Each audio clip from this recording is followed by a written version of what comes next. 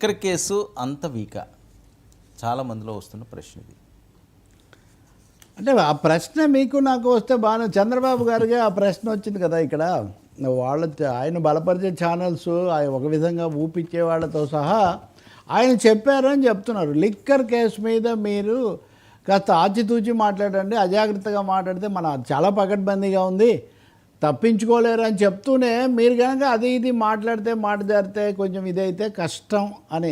అంటే ఒక ముఖ్యమంత్రి కేబినెట్ సమావేశంలో మంత్రులందరికీ ప్రత్యేకించి అంత హెచ్చరిక చేసి అది పైగా మీడియాలో తప్పకుండా వచ్చేటట్టు ఊరికినే ఏదో బహిరంగ సభలో మాట్లాడితే నేను ఓపెన్ సోర్స్ కాదు, మంత్రివర్గంలో ఇలా మాట్లాడారనే విషయం తప్పకుండా బయటికి తెప్పించారు అంటే దీని అర్థం రెండు అనుకోవాలి. ఒకటి, కేసు వీక్గా ఉంది, కొంచెం కష్టం, ఎట్లాగో తీసిపోవాలి, ఎక్కడ ఏమీ లొసుగులు లేకుండా చూడాలి అనే ఒక భావన. రెండోది, కొన్నిసార్లు ప్రత్యర్థులను మిస్లీడ్ చేయడానికి కూడా ముఖ్యమంత్రి ఇలా అంటున్నాడు చూసారా మనకేం పర్వాలేదని వాళ్ళు దొరుకుతారేమో అని కూడా కావచ్చు. కానీ దీని తీరు నిన్న ఆయన మాట్లాడిన మొత్తం విషయాలు అవన్నీ దృష్టిలో పెట్టుకొని చూస్తే మటుకు చాలా చక్కగా లీగల్గా ఎలాంటి లూప్ హోల్స్ లేకుండా చూడాలి. నేను నిన్న మీతో ఇంకో టాపిక్ కూడా మనం డిస్కస్ చేసాం, ఎవరు దాన్ని చేయలేదు. ఇప్పుడు ఇన్ని రోజులు ఆలస్యంగా లిక్కర్ మృతులు కల్తీ మద్యం కూడా ఎందుకు తీసుకొచ్చారు? ఒకవేళ ఇదేదైనా అయినా కానీ అదన్నా ఉంటుందని తీసుకొచ్చారా? మూడో విషయం, వైసీపీ సోషల్ మీడియా కూడా సుప్రీంకోర్టు ఇచ్చిన ఒక రూలింగ్ పట్ల చాలా ఉత్సాహంగా ఉన్నారు. సహనిందితుల ఆరోపణలను తీసుకొని అరెస్టులు చేస్తే కేసులు పెడితే చెల్లవు అని. సో ఇవన్నీ కూడా చాలా ఉపయోగంగా ఉంటాయని వీళ్ళు భావిస్తున్నారు. కాబట్టి ఈ నేపథ్యంలో చంద్రబాబు నాయుడు కూడా తమ వాళ్ళు అంటే కొంతమంది మరీ అత్యుత్సాహంతో వర్మ మీరు చూస్తే మీడియా ట్రయల్ చేసేసి స్టూడియోలోనే తీర్పులు చెప్పేసి ఇది తిరుగులేని ఆధారం అది తిరుగులేని ఆధారం అని చెప్పడం, కోర్టులోనేమో తప్పనిసరిగా ప్రభుత్వ న్యాయవాదులు వాళ్ళు జడ్జీల ప్రశ్నలకు జవాబులు చెప్పాలి కదా, సాక్ష్యాధారాలు చూపించాలి, తప్పనిసరిగా ఎందుకు అరెస్ట్ చేయాలి, తప్పకుండా ఎందుకు కస్టడీలో పెట్టాలి, ఇవన్నీ అడుగుతారు కదా. కాబట్టి ఆ విధంగా చూసినప్పుడు కొంత ఇంకా చంద్రబాబు సంతృప్తి చెందలేదు అనేది అయితే క్లియర్ అవుతుంది కదా. పరిస్థితి పట్ల కానీ తన మంత్రివర్గ సభ్యులు మాట్లాడుతున్న తీరు పట్ల కానీ ఆయన కొంత అసంతృప్తి, కొంత ఇబ్బంది పడడం వల్లే ఈ వ్యాఖ్యలు చేశారు, హెచ్చరికలు చేశారు అనేది మనకు అర్థమవుతుంది. ఇంకా చాలా విషయాలు కూడా మీరు చూస్తే నిన్న మనం మాట్లాడినప్పటికీ మంత్రివర్గ సమావేశం జరగలేదు, జరిగిన తర్వాత మనం చూస్తే కూడా ఆచితూచి అడుగు వేయటం అన్నది మీరు ఆర్థిక విషయాల్లో కూడా కనిపిస్తుంది. తల్లికి వందనం అది అలా ఉంచితే అన్నదాత సుఖీభవ, అన్నదాత సుఖీభవ జూన్లో మొదటి విడత, అది ఇప్పటివరకు ఇవ్వాల. కేంద్రం నిధులు విడుదల చేస్తే అప్పుడు మనం కల్పిద్దాము, కేంద్రం నిధులు విడుదలయ్యాకే అన్నదాత సుఖీభవ చేద్దామని ఆదేశాలు ఇచ్చారని కూడా తెలుస్తుంది. కాబట్టి ఏదో పళ్ళబిగున అన్నీ నెత్తిన పెట్టుకోవద్దు, ఆర్థిక విషయాల్లో కానీ ఇంకో దాంట్లో కానీ ఒక విషయంలో మటుకు చాలా జాగ్రత్తగా ఉండాలి, అది మోదీ విషయం, అది మనం తర్వాత మాట్లాడతాం. కాబట్టి చంద్రబాబు నాయుడు తప్పనిసరిగా అలర్ట్ చేస్తున్నారు. ఇంకోటి, వైసీపీ వాళ్ళు అనేక విధాల ఒత్తిడి తెస్తున్నారు, ఒక విధంగా రెచ్చగొట్టడానికి సిద్ధమవుతున్నారు. కాబట్టి మనం మరింత ఆచితూచి అడుగేయాలని కూడా ఆయన భావిస్తున్నట్టు కనిపిస్తుంది. వాళ్ళ మీడియాలోనే కొంతమంది రాస్తుంది ఏంటంటే ఢిల్లీ వెళ్ళేది కూడా వైసీపీ నుంచి వచ్చేవాళ్ళు కొంతమందిని సామూహికంగా చేర్చుకోవడానికి సిద్ధమవుతున్నారు ఇదంతానే. అందువల్ల ఈ కామెంట్స్ ద్వారా కొంచెం జగన్ క్యాంపుకు హ్యాపీ చేసే ఒక మాట అని చెప్పి జగన్ నిన్న హెచ్చరించడాన్ని ఎలా చూడాలి? తప్పనిసరిగా అది మళ్ళీ ఇంకొకటి జగన్ యాక్షన్ ప్లాన్.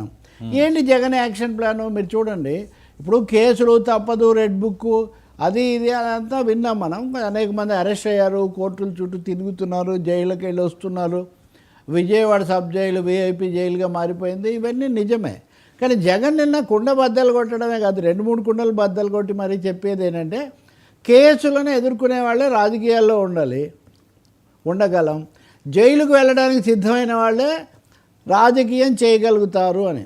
అంటే తప్పనిసరిగా రెండు విషయాలు, ఒకటి అందరి మీద ఏదో కేసులు పెట్టడం ఇది జరుగుతుంది, దీన్ని మనం ఏం తప్పించలేము అనేది ఒకటి, దీన్ని ఎదుర్కోవాల్సింది అంటే మనం వెళ్ళి కూడా నిలబడాలి అనే ఒక మెసేజ్ ఇవ్వడానికి ఆయన ట్రై చేస్తున్నట్టుగా మనకు కనిపిస్తుంది. మూడోదేమో స్థానిక సంస్థల ఎన్నికల్లో, ఉదాహరణకు తిరువురు ఎన్నిక, వాళ్ళు 2 సార్లు చేసిన తర్వాత కూడా బలాబలాలు మార్చలేకపోయారు, ఇంత అయిన తర్వాత ఎన్నికనే వాయిదా వేశారు.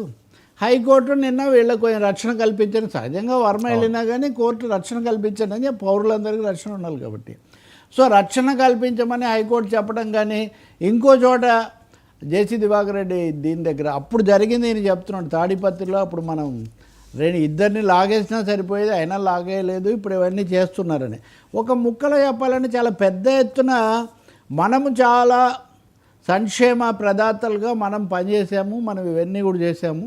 వాటి అన్నిటిని ఇప్పుడు రివర్స్ చేసి మనమేదో నిరసన తెలుపుతాం కాబట్టి మన మీద పడతారు, జైల్లోకి పోవడానికి కూడా సిద్ధంగా ఉండండి అంటే ఇంకేమి ఉండదు కదా. ఏదో సామెత చెప్పినట్టుగా మీ మీద కేసు ఉంది జైల్లో అంటే ఇవన్నీ కక్ష సాధింపు అన్న దశ దాటి వీటిని ఎదుర్కోవడానికే మనం సిద్ధం కావాలి. ఇంకోటేమో జిల్లాల వారీగా కూడా చాలా పకడ్బందీగా ఇంతకుముందులా కాకుండా కమిటీలు ఇవన్నీ కూడా వేస్తాము. ఈ కమిటీలు అంతా జరుగుతుంది. మూడోది ఈ చంద్రబాబు నాయుడు హెచ్చరిక, ఈ హెచ్చరిక మీరు రెండు పోటాపోటీగా పెట్టి చూడొచ్చు. చంద్రబాబు నాయుడు వీటి మీద మీరు జాగ్రత్తగా మాట్లాడండి, అనవసరంగా అవతల వాళ్లకు హ్యాండ్ ఇవ్వకండి స్కోప్ అని ఈయన చెప్తుంటే, వాళ్ళ దాని మీద మనం కౌంటర్ ప్రచారంతో ప్రజల్లోకి వెళ్ళాలి. ఈ కేసులన్నీ ఏ విధంగా కల్పితమో ఇవన్నీ కూడా వాళ్ళ దృష్టికి తేవాలి. మూడోది ఆయన ఈ పథకాల గురించి ఎక్కువ నొక్కి చెప్తున్నాడు. ఉదాహరణకు ఈ పథకాల్లో అనేకం అమలు జరగట్లేదు, ఇవన్నీ కూడా బోగస్ అని తెలిపోయి ప్రజల్లో తీవ్రమైన వ్యతిరేకత వచ్చేస్తుందన్న పద్ధతిలో మాట్లాడడం కూడా మనం చూస్తున్నాం.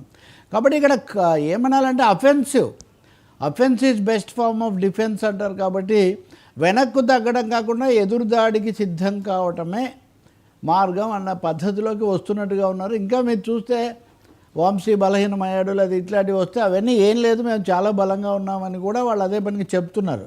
కాబట్టి keeping up the moral of the పార్టీలో స్థైర్యాన్ని నిలబెట్టడం అన్నది ఒక పెద్ద టాస్క్గా పెట్టుకున్నట్టు కనిపిస్తుంది. ఆ విషయం తెలుగుదేశం కూటమి కూడా గుర్తిస్తున్నాయి. అంటే ఇంకో మాట అన్నాడు జగన్, ఈ రెడ్ బుక్, పింక్ బుక్కు ఏదైనా పేరు పెట్టుకోండి, ఎవరెవరు మిమ్మల్ని ఏడిపిస్తారో వేధించారో వాళ్ళందరి పేర్లు రాసి పెట్టుకోండి, అందరి పేర్లు రాసి పెట్టుకోండి అని కార్యకర్తలందరికీ చెప్తున్నాడు.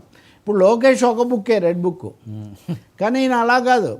వైసీపీ కార్యకర్తల నాయకులందరినీ ఏదో ఒక పేరు పెట్టి ఒక బుక్లో రాసుకోండి, ఆ బుక్లో వాళ్ళందరినీ తర్వాత చూసుకుందామని చెప్తున్నారు. కాబట్టి ఆంధ్రప్రదేశ్లో పరిస్థితి చాలా హోరాహోరీ వార్. ఇప్పుడు ఇండోపాక్ వార్ అయిపోయింది, కానీ ఇప్పుడు ఇది ఒక విధంగా జగన్ టీడీపీ వార్ అనేది బాగా తీవ్రానికి తీసిపోయే పరిస్థితులు అయితే ఇక్కడ కనిపిస్తున్నాయి.